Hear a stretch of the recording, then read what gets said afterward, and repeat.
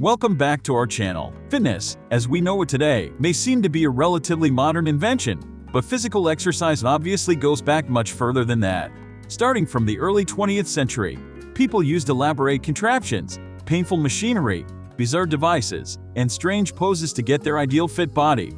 To illustrate just how far the industry has come, we've collected pictures showing the most bizarre ways people exercised over the past 100 years. Over the decades, thousands of methods and programs emerged, all promising to get you in the best shape of your life in the quickest amount of time possible, quite often with exercise equipment that looked ridiculously flimsy and ineffective. The vibrating exercise belt was invented in the 1800s, but it didn't become popular until the 1930s and again in the 1950s. The idea was to vibrate fat so fast that it loosens and eventually burns away. Another interesting machine was the Slendo massager. The machine was a cage made of cold springs that would roll over your stomach, hips, and thighs to shake away the fat. In the 1950s, American fitness guru Jack LaLanne innovated several pieces of equipment that have been widely used ever since. LaLanne developed the first cable pulley machine, the Smith machine, and the first leg extensions machine. The mechanical principles behind these three pieces of equipment can be found in equipment in gyms around the world. Resistance bands, which are essentially strips of elastic that create progressive resistance as they are stretched, were first used by former football coach Dick Hartzell for functional training in 1980. Since then, manufacturers have modified resistance bands by attaching handles and creating anchors that allow resistance bands to mimic almost any gym exercise that can be performed with free weights, but without the bulk, making them much more portable than free weights. The most popular piece of cardiovascular exercise equipment, the treadmill, was first introduced in 1875, but it wasn't used for exercise, it was used for manufacturing. In 1952, the University of Washington in Seattle Dr. Robert A. Bruce began using treadmills for human stress tests. This inspired businessmen to turn the treadmill into a consumer exercise device that would allow someone to run or jog naturally while staying in place. By the 1960s, treadmills were common in homes and gyms. Elliptical machines, which are similar in function to treadmills but place less stress on the lower body, were first released in the mid-1990s and have rivaled treadmills in popularity ever since.